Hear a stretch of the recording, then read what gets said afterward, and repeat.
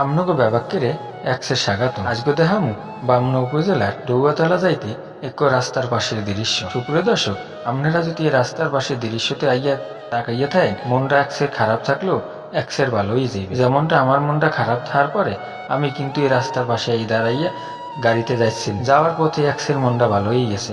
এরকম বরিশালের বাসায় বরিশালের দৃশ্যগুলো দেখতে অবশ্যই পেজটা একটু ফলো দিয়ে রাখবেন। এই পেজগুলো যদি ফলো দিয়ে রাখেন, এরকম প্রত্যেক দিন আপনাকে দেখাইতে পারবেন বরিশালের এই চারপাশের দৃশ্যগুলো।